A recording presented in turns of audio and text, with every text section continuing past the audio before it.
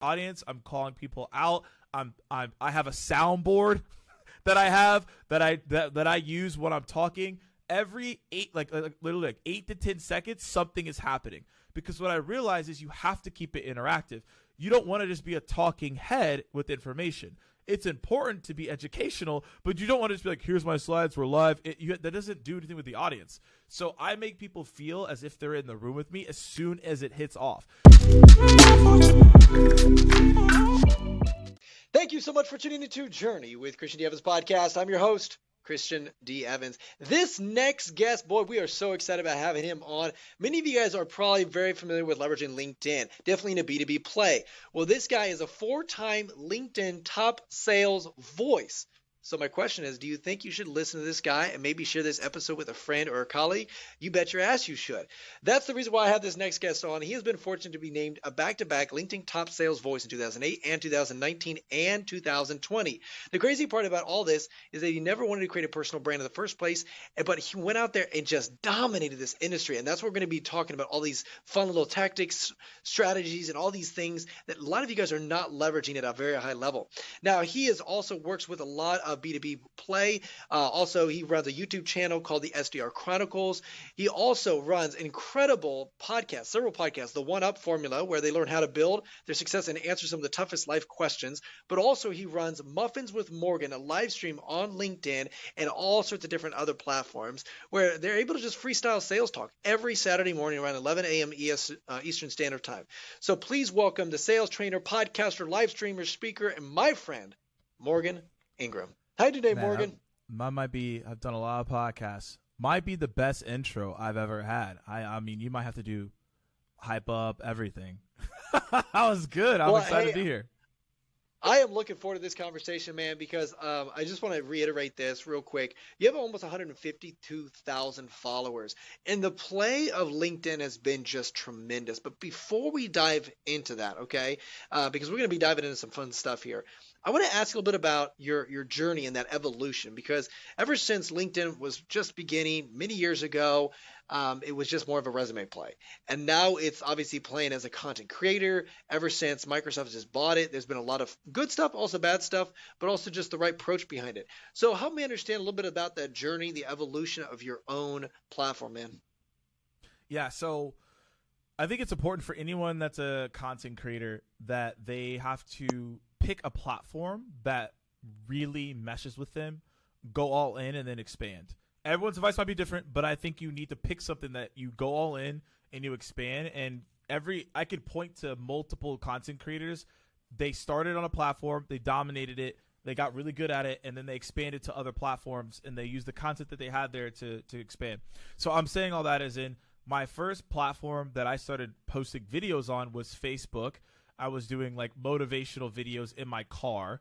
So those videos are terrible editing. I watched them the other day. I was like, these are not good at all. So, but I put them out there. You know, you got to start somewhere. So then I was getting really big into video and Periscope. Do you remember Periscope? It's been a while, but yeah.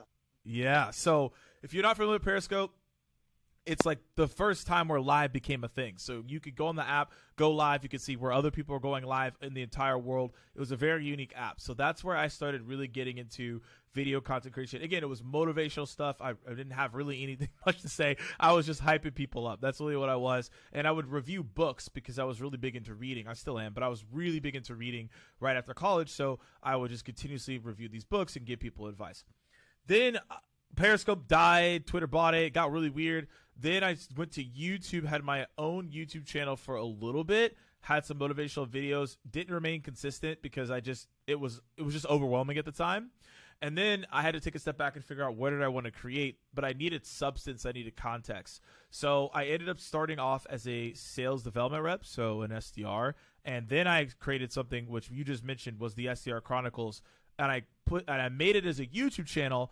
But I mixed my YouTube channel and video with LinkedIn because at the time there wasn't any sales reps or anyone really creating content on LinkedIn. It was a resume platform, but I was like, this is a content creation platform. I know I can make it into something. People have never seen this before. So then that's when I started putting out video content on LinkedIn, and then that's when my journey started to continuously rise from there. So this is what I find very interesting about LinkedIn specifically. We all are very familiar. Most of the C-suite are on there. It's a very professional atmosphere, and what I've noticed is there are it's very interesting of how they're really exploding that follower base. So if someone likes it, someone comments on it, it also shows in their feed as well, et cetera, to really expand that organic reach. But I want to talk a little bit about like your strategies in regards to from the newsletters to even DMs to obviously organic post to the live. So let's unpack each one of those pillars and maybe another pillar that I'm not thinking of, and each tactic that you're kind of leveraging currently, Morgan. Okay, so let's start. So let's start with just the organic. I think that was the first one that you talked about. Yep. So perfect. Yeah. Been heavily focused on organic. I've never done any paid ads for any content I've done on LinkedIn. Everything has been 100% organic. And what I've learned in that is that there's different lever points of organic. So one of the lever points of organic I have is my personal stories. I think it's really important that you share things that are personal. In the beginning, I did not. Over time, I've been learning that being personal is really important because people need to be able to connect with the brand that they're seeing. And you could do that via video or photos. I do both. And I just tell a very personal story with a photo and then a personal story with text or a video of me explaining something. The other way of organic that I think about is very tactical tips. So I did something called Tactical Tuesday. And so essentially every Tuesday I would have something very tactical, a walkthrough through a platform, a tip that you can use, etc. My audience was and is salespeople. And so the key is that I'm continuously telling them, hey, like, here's a tip, here's something that's informative, whatever it is, right? So I'm doing that in terms of organic. And then something that I found to be really interesting was things that like people weren't prepared for. And so on Fridays, I wanted to try out something different, and I started posting things about gaming. I had no idea what was going to happen. So I was like, hey, y'all, like my favorite game is Halo 2. What's your favorite game? First post got like 400 comments, and I was like, wait, what? Like, I just was shocked. I thought it would be like 2 or 3. Like, people were going crazy. They were like, this is the concept we always wanted. And I was like, I have no idea what's going on LinkedIn out of all places. I just didn't expect it. So got a ton of engagement there. So I always like asking questions or things that are out of the box. So that's like the organic strategy. We could go into more, but we could stop there. But the organic piece is how I think about it.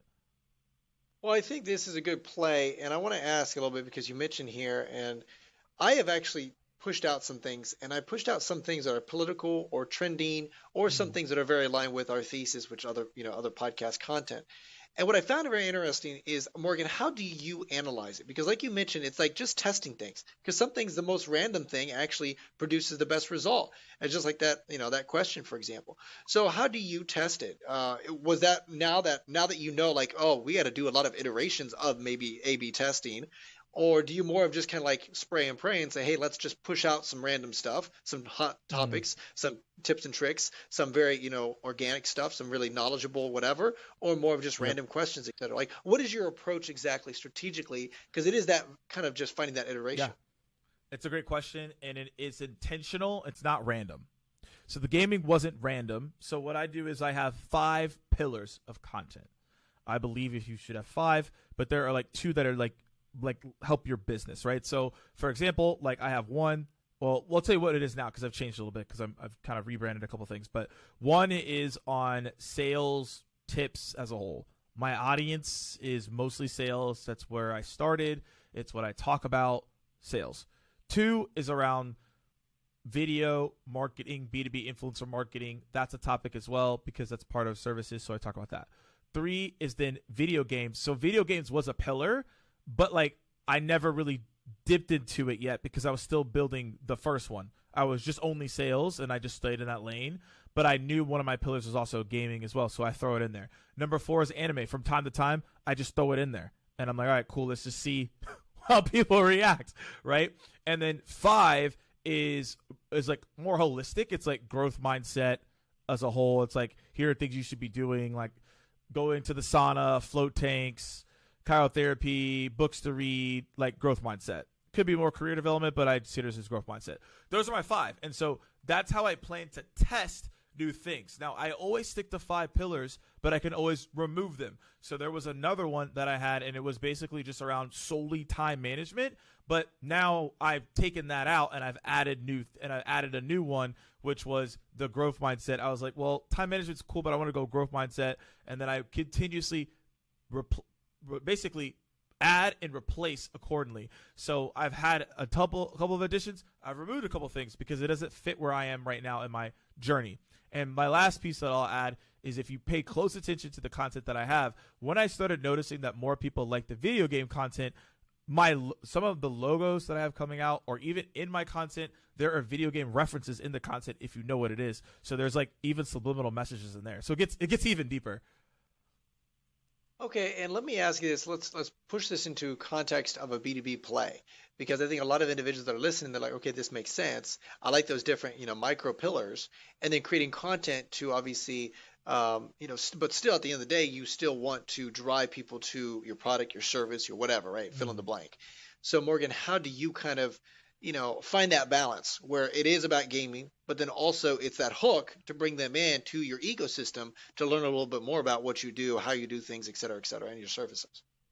Yeah. So when you're thinking about, let's say, the content as itself, when you're saying the hook, are you saying what's the hook on the post, or the hook as like a call to action? Like, how am I getting people to drive towards taking some action that I'm saying off the post?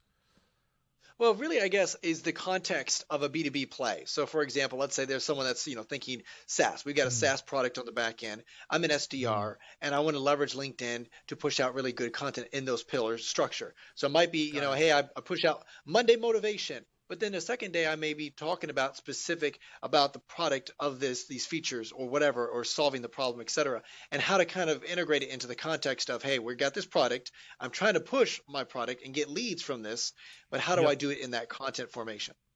Yeah. So this is where, if you're from a sales perspective, you have to take a step back. So what I'm explaining is, hey, if you're just a sole creator and you want to go create, great. But if you're a seller, you have to think about it differently. So what I like to call this is being a curator instead of a creator.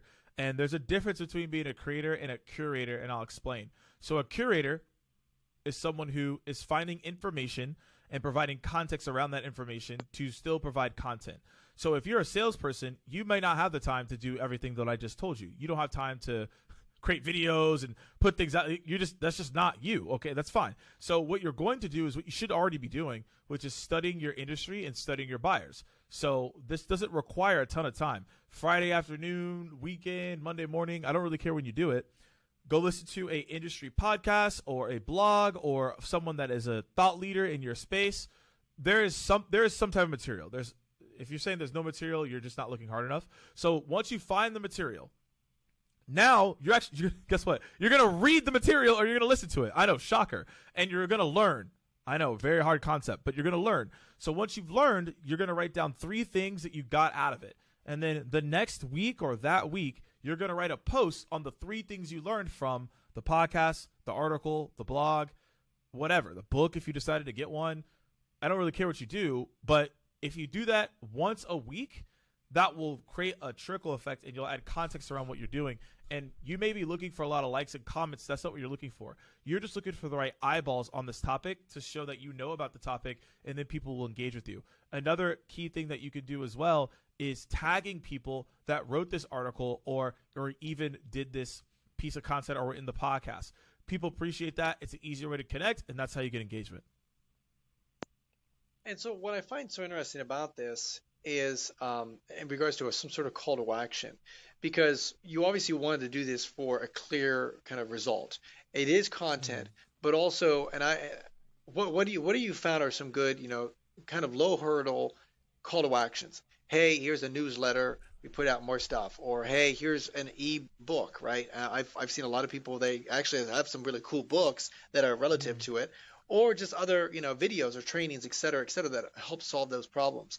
What have you found? And again, this is the context of maybe the SDRs or the salespeople or people that are working for these larger companies. This is a B2B play. How are they leveraging it to get leads from this? So I was talking to a CMO the other day. He said something that was very fascinating. This is not from me. I wish I would have thought of this, but I was like, this makes a ton of sense. So he's like, you need to understand the difference between an audience and a community. So an audience is like, so I have 152,000 followers, right? That's not a community. That's an audience of people. Some of those people are not like genuinely connected to me. If I said go do something, they might not do it, but they follow me, but they might not do it, right? They just click follow, that it is. And there's people I follow. If they drop something, I'm not in their community, so I might not do anything. They got good content, but I might not do anything. I'm not as emotionally connected, right? So you have a lot of audience, but you're looking to convert that into community because your community is willing to invest into certain things. So what is a community? Well, a community is not what most people think it is, which is just like, oh, let's create a Slack group. Community. It's like, no, it's way more than that. It's multiple components. A community is multiple different platforms and avenues. So a community could be a newsletter. A community could be a live show to a certain degree. It's kind of audience and community, but I believe a live show can be both if you do it appropriately. Another thing a community can be a part of is like a legitimate paid group, right? So it could be on like I don't know, there's like Telegram, there's like Discord, like if there's a paid group to get into, that is a community, right? An in-person event, that is a community. People pay for it, they go in, mastermind, etc. So I'm saying all this as in you have audience, you're starting to get that from your content. Now you need to convert them into a more intimate setting, which is a community. And all those things I mentioned are those communities. Now, which one should you pick? I can't answer that question because each industry is different. If you're like in the technical industry, they may not want to watch a live show. I don't know. They may not. They would rather maybe want to get a newsletter that's extremely detailed versus like my audience of salespeople, they want just like the quick hits. I need to go close deals. Your audience is going to be dependent on what community you put them into, right? It's just like if you were to go and pick a movie, right? Some people like horror movies, some people like sci-fi, right? Still a movie, but it's different. Community is a community. It has the same end result, but where you put them is dependent on your audience, and that's what marketing and sales have to discuss. Yeah, and I appreciate giving us a little bit of that color behind that, and also giving us kind of a few ideas in regards to what that next line is. Me personally, I've gotten in this situation years back when I was pushing out content and I had a straight call to action, say, hey, schedule a phone call. And then one individual told me, and it was like, hey, whose likeliness of just going to schedule a phone call with you? They don't know you. They have no idea. And I like that approach in regards to it. It's funny how even for how many years I've been in the marketing, I still have to be like, oh, someone has to tell me that. Like, that's a good point. I've never scheduled a phone call for someone's random post. You know, it's just that same context. So I really appreciate understanding that funnel process, if you will, and saying, hey, this is the audience, boom, next level, community, building that engagement, and having that proper structure. Morgan, also, you've dominated the live stream aspect. If you could just share a little bit of kind of tactics or strategies. I've talked to some people that dominated Facebook Live. They told me all their intricate ways of doing it and getting the people excited when it released years back. And you've done the same thing, but in this B2B world. And I just think it's just revolutionary. And I think people are really loving that stuff much more, that live content. So yeah, I'd love for you to just kind of touch base on kind of those strategies and what you're seeing at a micro level with that. Yeah, absolutely. Have you done a live personally before? I have not. I've messed around with it because I'm like, oh, this, I'm a creator on there, but no, I have never. This is cool. Okay, so y'all buckle up on this one. If you find this part to be helpful, I'm actually very curious on this because I've never really spoken this out loud before. So y'all are getting like the first time me unpacking how to do a live, and I'll tell you when I got really, really serious about it. Because Periscope, I got a lot of attention there. I actually got like, I think it was like 30,000, 40,000 followers on there. But then it got, it was like a Vine. It was fun, and then it just got shut down, and then there was no way to convert the followers. So I still get salty about that because I was not thinking about that at the time. But you learn. So my whole point is I really got serious about live during COVID. And this is important for everyone to understand because timing is everything. And I want you all to understand how I thought about this and how intentional I am about lives and how if you want to do a live, you need to be intentional. You can't just have it be like a thing that you do and it's random. So when COVID happened, everyone was sitting at home. No one was going anywhere. Everyone was on quarantine. So one of the things that I had growing up that I would spend a lot of time with my brothers with, and also historically, if you look it up, Saturday morning cartoons is probably one of the most watched like time periods ever, right? So everyone wake up for Saturday morning cartoons. All right, let's go do it. So I was like, all right, what if I on LinkedIn could be the Saturday morning cartoons during quarantine? No one's going anywhere. I'm not going anywhere. I might as well provide content to people that is tactical, but also could still be entertaining to a certain way. Edutainment is the way that it's phrased. I think that phrase was born before I even thought about that. So edutainment's a thing, right? So I was like, okay, what if I do it on a Saturday? I do it at 11 a.m. It could cover all time zones, no matter where you're at. And how do I go about it? So when I think about doing a live, I treat it as a performance from beginning to end. In my head, every 8 to 10 seconds, I'm doing something to keep people engaged. So I'm calling out someone's comment, and I say, great comment, and I show them love. I ask people what their biggest problems are. I ask people, as soon as the stream starts, I have music playing. I ask people where they're from. I'm continuously grabbing questions from the audience. I'm calling people out. I have a soundboard that I use when I'm talking. Every literally 8 to 10 seconds, something is happening. Because what I realize is you have to keep it interactive. You don't want to just be a talking head with information.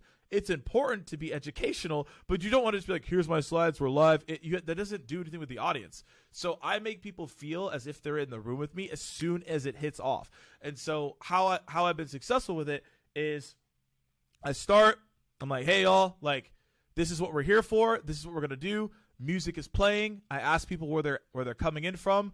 I give some shout outs. I even mention if I've been there before so people feel the love. And then I have different formats. So the first format is a Q&A. So people just come in, they ask questions, I answer questions, I highlight them. We have a soundboard. It's fun. The other format is email teardown. So I would get someone that's an executive. We would go through their inbox. We would put it in a document. And we would go through emails that were good or bad, and we would have fun with it. We would grade the emails. And everything's redacted, so you don't know who the person is. So I'm not like roasting people. But like we don't know who they are. We just give advice, right? And then another format is a workshop. So I'll go through like goals, sales navigator, how do you do cold calls? I go through like live training formats and frameworks. So, people can come obviously for free and they're getting information, which obviously gets more people to come. So this is important because the end result of what happened was I think I was at like 70,000. I got a screenshot. It was like 70,000 followers at the time. And then at like the end of Muffins of Morgan, I was at like 110 or 20,000, something crazy, 10,000 followers, right? And it was because I was just consistent with this show. And since then, it hasn't been insane growth, which is, okay, I brought it back because I know, okay, I want to do this again, different format. But to be successful, you have to be thinking about how to keep people engaged all the time. How do you get people to promote? It was an hour. So halfway through, I'd be like, halftime alert, comment, share, like if you're finding this to be helpful. When I'm doing my live streams, I'm always asking for feedback. Hey, are y'all finding this impactful? Put a 1 in the chat if this was helpful. Put a 2 in the chat if that was not a helpful answer to the question. I'm always asking for feedback and letting people know they can be comfortable. And I'm always calling people out if I miss their question or anything of that nature. So at the end of it, whatever call to action I have, whether it's a product or service or whatever it may be, it allows me to do that. So I just said a whole lot there, but that's the way that I think about these live streams is you have to be interactive. You have to treat it as a show from beginning to end. I'm adding in elements to keep you engaged. This is incredible, really incredible. A few questions to pivot on that. Are you, to get people to show up, I know that there was a notification naturally. What do you anticipate as in like, hey, you know what, when I push this notification out, when there's an event that you schedule, I anticipate maybe 80% show up rate or 70% show up rate. And then as well as you obviously probably track the engagement rate, how many people stay till the end. Is there an optimal time? It's like, hey, let's keep this 15, 20 minutes relatively short. Maybe 5 minutes, I don't know, maybe 30 minutes. I'm not sure. Is there an optimal time that you've identified like that is the best? Obviously, making sure that you optimize and activity every 10 seconds throughout that. And then also a third question is, do you have like some sort of, not call to action, but as in like some sort of giveaway of something to get more engagement, to create more, like making sure people stay longer, et cetera, et cetera? I'm just curious, those few questions there. Yeah, so the first part is, show rate is something that I'm digging into now because before LinkedIn events it just wasn't a good functioning product. I'm just like it is what it is. So if someone from LinkedIn events is listening and they would be mad, like the product was not good at the point. You all know that. So the whole thing is that like I couldn't get, if I invited somebody, it wasn't good for the event side. So my show rate was hard. It was really hard to identify for me. So what I really looked at was how many peak viewers am I getting? So at the beginning I would get like 10 to 20. It wasn't anything crazy because it was a newer concept. Over time, I would get like 80, 90, 100. So my thing, I was just looking at, okay, what are my peak viewers at? Is it rising or is it lowering? So if I'm getting peak viewers of like 60, 70, but last week we had like 100, like why? Did I not promote? Like what happens? Like was it an off Saturday? I don't know. So I really looked at that. And then to your second point, I looked at the duration time. Now, over time, people are going to fall off, and that's fine, especially at the 30 mark. I kept it an hour, though, and I never changed from that. Now, the thing is, I could easily change it to 30, and I think it would have had a higher show rate and retention rate. But the hour, there was just something about it being an hour in and out that people appreciated, and I've kept it that way. Over time, could that change? Absolutely. Willing to test. Now people have short attention span, so maybe I have to do 45 minutes. Maybe it's 30 on certain topics. But I found the hour allows for me to get through every single question because on the Q&A there's a lot. And also as well, when you're doing an email teardowns, you can get through about 8 to 10 emails in an hour, and that's enough. If I did 30 minutes, I can only get through 4, and that's not enough for the audience. So I know an hour allows me to cover enough, but it's not too much. I would never do an hour and a half. Definitely not going to do 2 hours. An hour is fine. It leaves people wanting a little bit more, and it's enough to get the impact there. In terms of the giveaways, I did a couple things. So I did giveaways for like muffins. So I actually do eat muffins when I do the live. I forgot to add that. I actually do have a muffin, and I eat it. And people think I don't, but I do. And so the giveaway is sometimes like, hey, whoever asked the best question, I'll give you a gift card if you want to go buy a muffin. Now, they don't have to, but, it's the fun of it. So there's that. There's also a giveaway of my time. So there's people who are sales reps. I say 30-minute consulting call if you want that. We also, depending on the guests, they'll offer up their time as a giveaway. I've done that as well. And then another giveaway is merch. I haven't done that yet, but I have merch now. So that is something I'm going to start doing, is saying, hey, giveaway for merch if you share it with 20 people and they show up, et cetera, and you can prove that. That's going to be something new I'm going to do. Giveaways is something that's highly underrated, not used a lot in the B2B space. I don't know why, but it's something that I'm going to start using more because I know that people like giveaways, and I'm mad at that. I believe that answered all your questions, though. It did, and I really appreciate you sharing that, and helping us kind of get a better picture of this, because I love this strategy. Like I mentioned, I've seen some people dominate the Facebook live stream, and it's just so cool to see you dominating this B2B world, because we understand LinkedIn is a huge B2B play, and I think a lot of people are just, myself included, not leveraging to the highest level.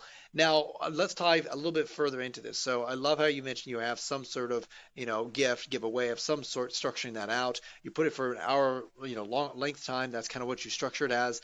I'm curious, when you're having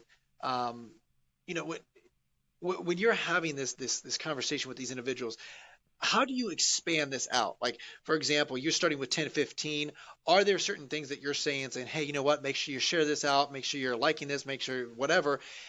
Because I do know, like with the YouTube algorithm, certain things that you do help organically push it out. And so I'm curious, when it's live, what are certain things that they should be aware of that could help, and you're basically leveraging your users to basically help you push out organically to get more individuals associated. Yep. So what are those things, those tactics that kind of optimize the algorithm on your behalf?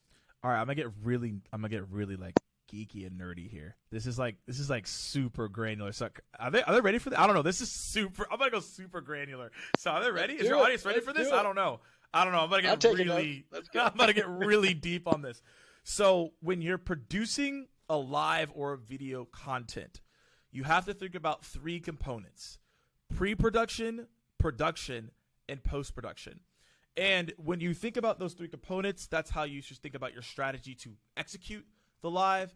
but that's also a way for you to engage with your community, right? Because again, we're converting audience from community, right, to community here. So this is how you talk to the community so that more people will show up, because at the end of the day, you want to create a FOMO effect. You want people to be like, yo, like, that's what was happening. That's why so many people started showing up. People are like, have you heard Muffins and Morgan? People are like, yo, I haven't. I got to go, right? And then, like, executives will pop through. People will pop in, and people are like, yo, I heard Muffins is lit. I got to show up. And I created that element. I know how to replicate it, but I have a different strategy now. And what I'm about to give you all is what I did. And I'm also going to tell you what I'm going to do now. So you can follow the journey or you can use it if you want, but I'm going to tell you what I'm going to do differently from what I learned. So let's talk about pre. So there's 3 main things in pre that you need to do. Number 1 is creating a graphic that will stand out for people to go to, or 2, a clip. Let's just say you already did your first live, right? A clip from your live that was a highlight.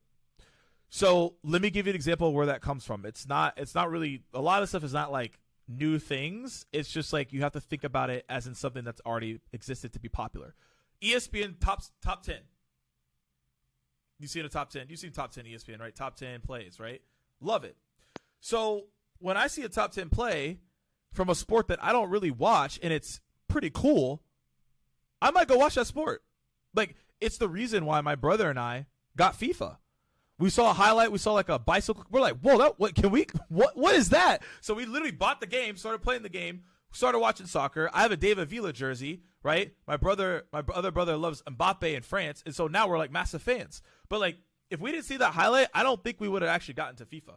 I'm going to be real. I don't think we would have. So what my point is that, how do you get into a show? If you ask someone to go watch an hour show, they're gonna be like, what? No. But if I send you a scene from a show, you're probably gonna watch it. So if you watch a clip from the live that's pretty like valuable content, you're like, wait, that was 3 minutes and that was good? What if I go watch the whole thing? Potentially could be more fire, right? So that's what I do on the pre, is I do that. Number 2, what I'm doing, and this is something I'm doing right now because of LinkedIn events. So I'm adding in things that do and what I did do right now. Events. So LinkedIn events right now, you can create an event and you have 1,000 invites you can send out per week.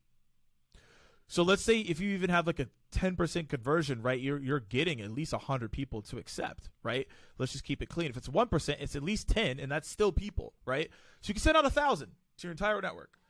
That's pretty powerful. So I'm sending out invites to people as well, and kind of I'm getting people to also invite other people as well. So I could bring on guests. I can bring on people that maybe are considered ambassadors. I could do that as well, right? And so that's the pre. The third thing on the pre that I did when I was doing this is I would go find guests that had really good audiences as well. So the thing is, you want to siphon different audiences. One of the things that the CW did really well, and that's a channel network, they had the show called Arrow, Flash, Legends of Tomorrow. They're all DC shows. What they did to elevate those audiences is they would have crossovers. So you would have Arrow, Flash, Supergirl, Legends of Tomorrow, and every single audience member would watch that. And so if they saw the Flash, they'd be like, oh, Flash is cool. I need to go watch season 1 of Flash because I liked Flash in the show as a crossover. So if rappers also, everything I'm saying is like, it's just been done. I'm just taking it. Rappers also do the same thing. You go to a concert and it's like Kendrick Lamar. This is actually kind of crazy that this lineup existed. I went to a concert. It was Kendrick Lamar, Wiz Khalifa, Chevy Woods, and Big Sean. But it was like Kendrick Lamar early days. It was like Big Sean early days. Now that would be like a $500 ticket. but back then it was like not that much because like no one knew about him. But what was happening there? Kendrick Lamar was getting in front of an audience he hasn't been in front of. Wiz Khalifa is tapping into an audience of Kendrick Lamar because that was when Wiz Khalifa was really big. Big Sean's tapping into a new audience as well. So everyone effectively wins. But Wiz is really the main draw. So if you have a show, bring someone in, new audience for them, new audience for you because that person's there. And now you can tap into that and they go, this show's cool. I want to stay on, right? So that's the pre. During the production, how am I getting people? I mentioned already what I do and what I did before. Halftime alert. Literally, I will stop it and be like, halftime alert. I'll like stop it. I'll literally stop it. I'll be like, halftime alert, 30 minutes in. Like, halftime alert, you need to comment, share, let me know how it is, tell your friends, tag people. So people are tagging, right? Stuff like that. Again, where am I getting the halftime from? Basketball, right? Like, basketball, they have a halftime. They rest after they did the first half. So halftime alert is we have a halftime show. Halftime show is people liking, sharing, commenting, allows me to drink my water, allows me to eat a muffin. It's a quick break, right? But people know we're being active and sharing so people could come in, right? And then I hop back into it. So that's the halftime. Also during production as well is telling people what to do. So, hey, can you put a 1 in the chat? Put a 2 in the chat if you like this. Put a 3 if that made sense. If you answer a question, say, hey, did I answer your question, Bob? Oh, it did. Great. You want to validate people as well. And that's really important. And also during the production as well, making sure that you're having things pop up. So I grab people's questions. I put them on the screen. I say, hey, screenshot it if you want to. I send people that as well so they feel engaged. Post, so this is also tedious, but every single like that I have from the live on LinkedIn, I message the person and say thanks for showing up if they're new, or I'll send them an invitation request and say thank you for showing up. And then I say, what did you like? What did you not like? How can I improve? So I take the feedback and then I just add the one iteration every single show. So every single show is uniquely different because I add one thing that you may have seen before. A new sound, a new way of answering a question, a new approach, etc. So that's what I do there. Another thing I do in post is I ask people to share what their main takeaway was that maybe is a big advocate or fan, right? So they do that as well. And something that I'm doing now is basically following up with people at the end, kind of during production. I say, hey, DM me if you're going to use any of these tactics today, right? They DM me, say I'm committed. So now what I want to do is post, follow up with those people and say, hey, like if you do this tactic, I'll feature you on Muffins. You could come on and talk about how it was how it was helpful to you, whatever. So like I told y'all, buckle up. There's a lot. It may seem like I just show up and just talk, but there's so much intentional strategy on how this works. And that's why I wanted to have you on because, again, I love how you just went micro with that. And like you mentioned, intentional strategy. There are so many things that you're doing after doing hundreds upon hundreds of these and really optimizing every single process to make sure you're getting the best result. Morgan, if you could, I'd love for you to just share a little bit of your kind of results in regards to not just following your content, your community you've built, but also kind of maybe some contracts and things that have come to you in inbound because of developing the Mornings with Muffins.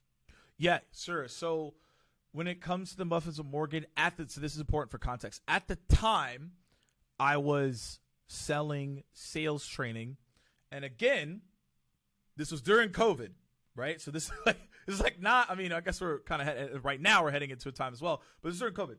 So what I was able to do, I believe every show, I got probably 1 to 3 inbounds, right? And so average deal size is about like probably at the time during COVID, probably 5 to 20, depending on the training, right? And what they're looking to do or how big the team is, right? And that was during COVID. So our average selling price went down because we were trying to sell to new organizations. So I want to give people context there. Typically it's higher.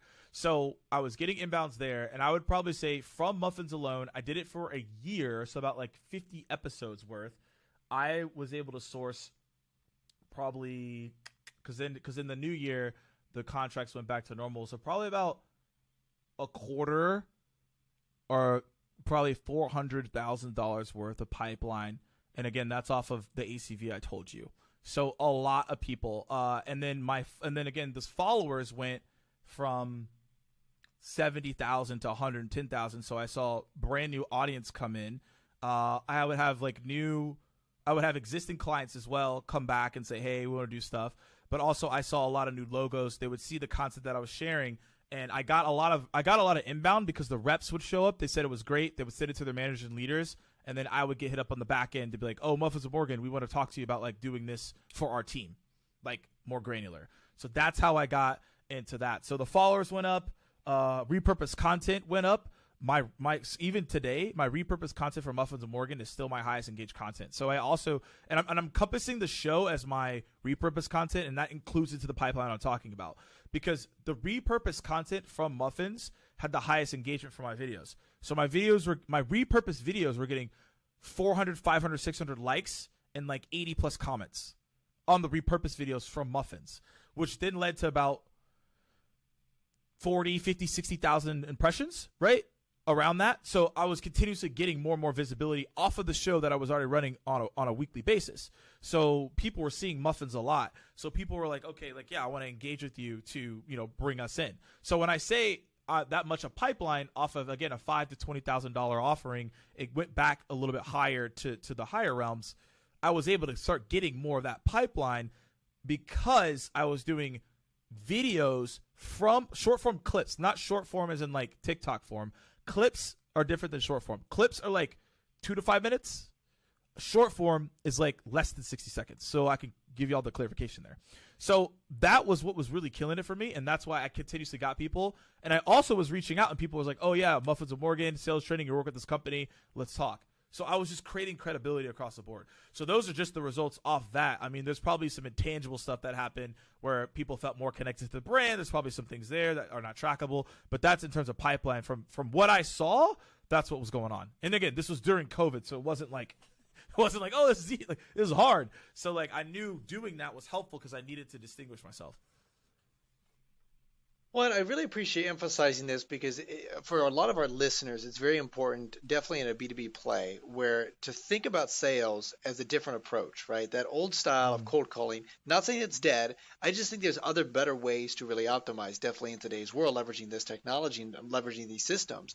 And Morgan, you found that, right? We understand the base of marketing. They have to know, like, and trust you. Well, the best way to do that is by pushing out this amazing stuff, creating this amazing community.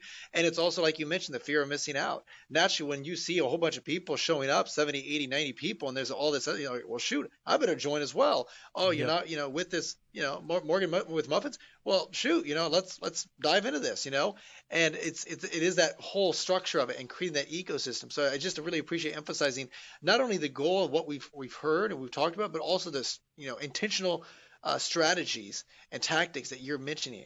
Now, as important it is to exemplify the things to do, I also would love to understand, Morgan, what you did maybe incorrectly that you learned from, and you're like, okay, I'm not going to do that again. What were some of those things during the journey? Did you realize, okay, hey, there were maybe missteps or maybe hurdles or maybe mistakes that you're like, oh, wait a minute, maybe during those three processes, during and post, or maybe just kind of holistically and maybe the structure of it. I'd love to talk a little bit about that just for red flags for people making sure that they don't, because I can tell you, Morgan, you have a very good energy on camera. You bring that energy. You got that excitement. You're constantly keep things moving, which is exciting. I've seen some definitely, in the B2B world, it gravitates more towards the sales industry where it's got more of that energy, 100%. but there are some individuals that, boy, they are so boring. So I'd love for you to just talk a little bit about some red flags or some things that you wish you didn't do or mistakes that you had to overcome. And this is just for the show, right? This is just for that live component we're talking about here, right? Yes, correct.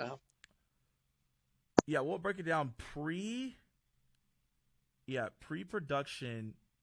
I would say pre and post. So this is something that I have now, which is helpful, is someone on the back end to help with the actual production. So it's very difficult to continuously engage with the audience, and then you also have to deal with the tech behind all that.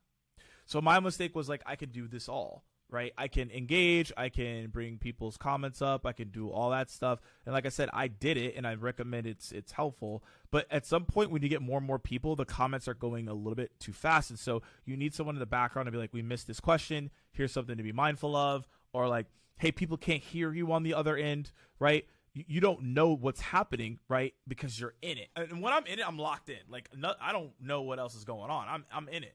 So to have someone like that's like, hey, tweak this, do that, and maybe they're in a private chat, or like you can just see them and you can kind of notify that. That's really important to have someone who can MC that. So that was a mistake that I had by just kind of like just going in and just doing that. I think another mistake that I had is I didn't expand, and this is something I'm doing for the next season or this season right now. I didn't expand outside of my ecosystem. So I just stayed with the same people that I knew. That also, they had a newer audience, but it was the same audience. Like, I got new people, but it was the same I wasn't willing to be like, let me go get someone in a completely different industry to talk about something here, and let me challenge myself to have a different person. I stuck with people that I knew instead of getting people that I didn't know. And I think that's a mistake on my end, because it would have expanded and challenged myself, and it would have challenged the audience to see something different. So that was a mistake as well. Post-production, mistake was not having the right person to edit that consistently and telling people what I needed. I got lazy on that part, because once I was done. I sent it to someone, they edited it, and it was fine. But I was like, this could have been way better. I think we could have styled it better. The branding could have been better. We could have been more on point with the design. And again, that's nothing to do with the person. It's on me, because I didn't give the direction of what it could have looked like. I kind of use that as a throwaway to be like, here it is. And again, the video still performed well, but it's my mistake, because that branding could have been better, because it probably would have led to more signups if the branding was more on point. People would have known what it was come from. They wouldn't know it was just not a random video. They would have known it's from Muffins, and it would have had a better branding. It was solid branding, but it could have been better. So I see that as a mistake there. Another mistake was when I was in pre-production, and you all heard me be well thought out on it. I think I could have been more thought out, as in I could have included people more in the conversation, as in saying, hey, okay, 5 audience members, telling them what the show is going to be about, and then having them play a bigger part, like advocates play a bigger part, is essentially what I'm saying. Like, there are people who showed up every single week. I think I could have had them play a bigger part, like being in the show somehow, providing insight, coming on. Like, they were such big, and they still are, big supporters. How could I include them more than they already were, right? So those are things, if I really had to, I analyzed them, and I've been looking to address them now so that I can move forward with confidence.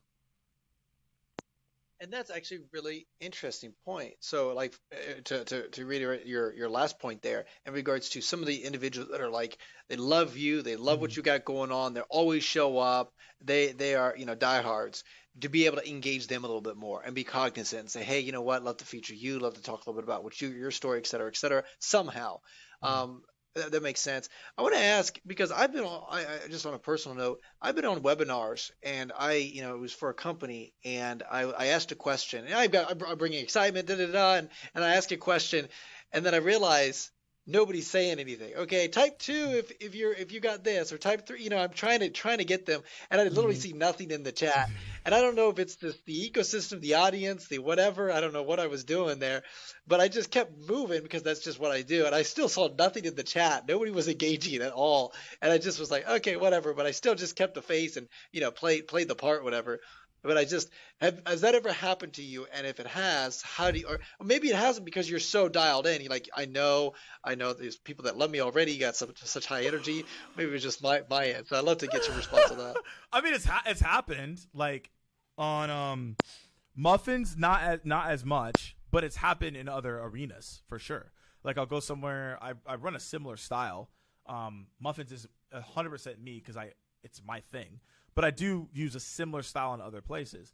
And yeah, I've had no one respond. So, I mean, I always just look at it, ignore it, move on. But you also can just, like, call out the audience. Like, I mean, what I do is I just say, hey, like, sounds like no one's out there. Look, and I just tell people, the reason I say 1s, 2s, and 3s is to keep you all engaged. I don't want this to be a boring conversation. I want it to be interactive. So I'm going to ask you all to do things so you stay interactive, you learn, and also I make sure that I'm giving you the right information. Because if I don't hear feedback, I feel like I'm not doing that, and I'm wasting your time. So help me help you. That's like how I stage it. And then people are like, you know what, I'll engage. But that's why you use the 1, 2s, and 3s, because that's really easy for someone to do.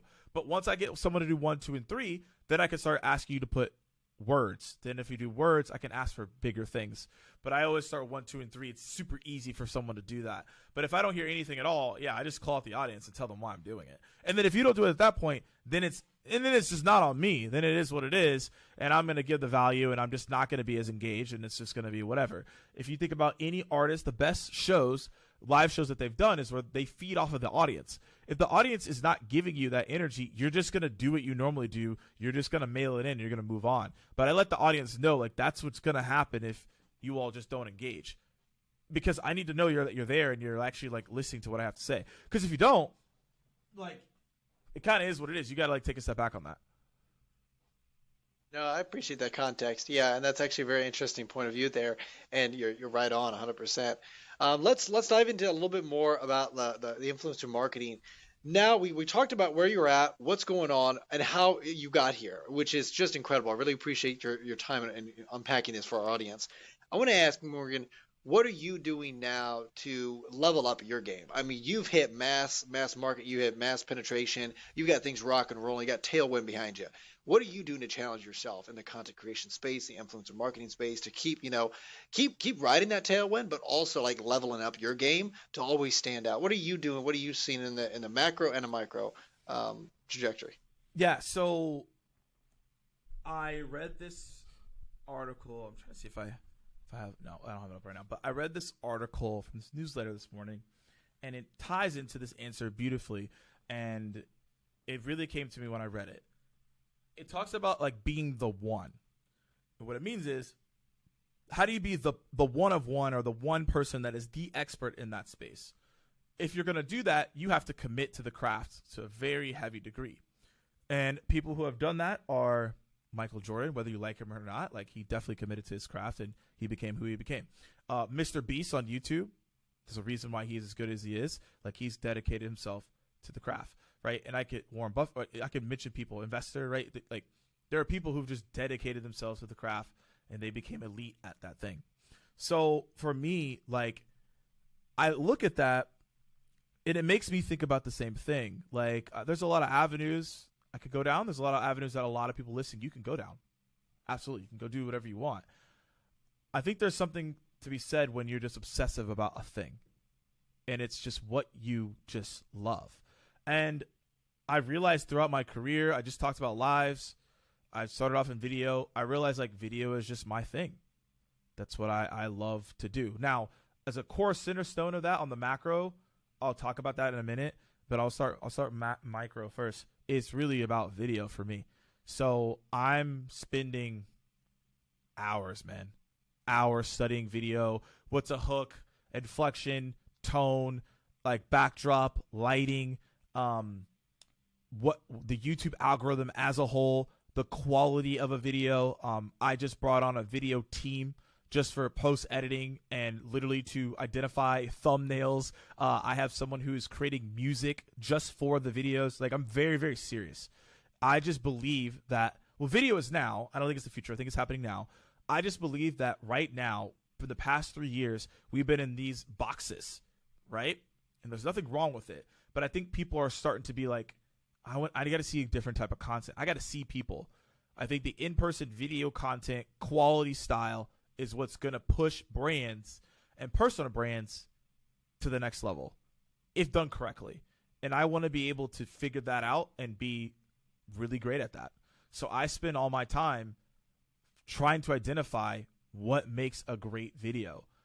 That requires me watching a lot of videos. Oh my God, I watch a lot of them now. But I'm not looking at it for an entertainment purpose. I know and I understand that. I can always get better, but I understand it. What I'm trying to understand is, okay, when I watch this video, like, is this gravitating my attention? Is this bad? And it's been cool because now I'm starting to pick up, like, okay, wow, this is why this video has no views. This makes sense. Intro's bad, lighting's off. They're looking off to the space. They're not directive. They're not talking about the audience. Like, the intro's way too long. That's why people are probably dropping off. Like, I'm starting to pick up on it. And then over time, it's like, okay, I think I can figure that out. So, yeah, I just spend all my time on videos and video marketing. On the macro side, my whole time is spent on evolution. So my whole core, my brand is focused on evolution, which is helping you evolve, whether in sales or marketing or even my own self with growth. How do you evolve as a person? I truly believe that if you're not evolving, you're dying. So you have to be thinking about how are you growing in some capacity. That doesn't mean that go out and be a multimillionaire, work 24 hours a day.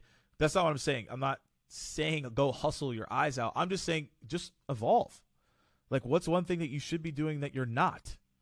It's as simple as that. And so that's my message to people, is that how are you evolving? If you are the same person that you were last year and you have not evolved, you're making some type of mistake in your area of life. It doesn't have to just be professional. It's all areas of life. So micro, I'm heavily focused on video. video marketing in the B2B influencer world. How do you make more quality videos? How does a brand make more quality videos in their marketing? I'm all into that right now. And then macro is evolve. Like my whole entire brand story is about evolving and allowing people to follow that journey. That's awesome, man. And you know what's interesting, I love what you're saying in regards to video, but also the creativity behind that video. There's so much at a micro level that a lot of people don't understand, and I don't even understand. And I appreciate you taking that and analyzing it at such a deep level and becoming the best at it. I was literally just talking to someone the other day. I was watching a just incredible documentary, and then all of a sudden, throughout the documentary, they said, where do the wealthy spend their money and invest their money in downturns? They invest it into art.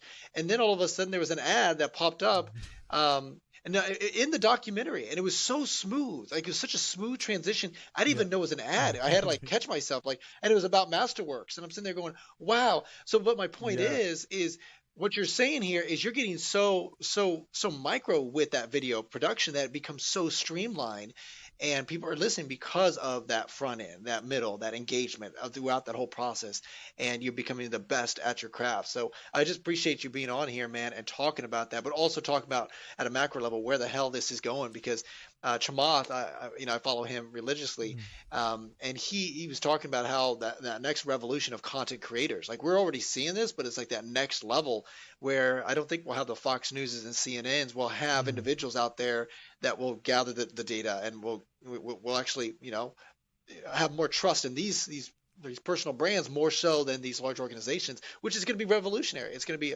unbelievable. But I think we're seeing that drastically.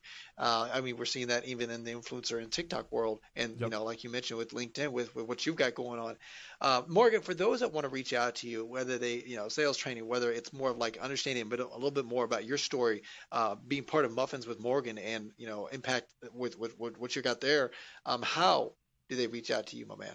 Yeah, so we've talked about it quite a bit. LinkedIn, Morgan J. Ingram, nothing crazy, and it's the same on every platform, Twitter, Instagram, etc. And you'll also see, if you go to my LinkedIn profile, there's a newsletter called Commish. So commissions is short for commish. So you can go check that out if you want to go subscribe.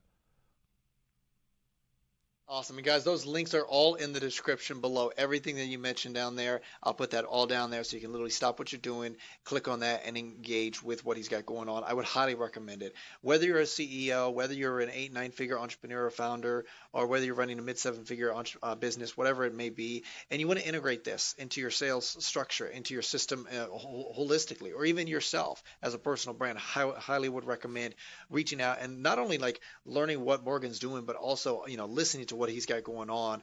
He's making big leaps and bounds. Morgan, I really appreciate being on here, big time. I always love to ask my guests before I let you go, is there any last words of wisdom they'd like to share with our audience? I'm gonna give you all what I have been telling myself, is that whatever the little voice is telling you to do, you should do it. And I'll explain a little bit. The little voice is your subconscious, people would call it, but it's that voice that's telling you that you should potentially maybe doing more. And most people have this. I'm saying everyone, but most people have this. It's like, hey, you should be doing this. You should start this channel. You should start this thing. And we neglect it because we're like, oh, this could be too much. But then once you start doing it, you realize it was supposed to what you were doing, and it's supposed to be what you're doing, and you should go do it. So that's my last word of advice. Well said, man. Well said. Guys, that is the 4-time LinkedIn top sales voice, B2B influencer marketing podcaster, my friend Morgan J. Ingram. Guys, that is Journey with Christian D. Evans podcast. Until next time, be uncommon if you can.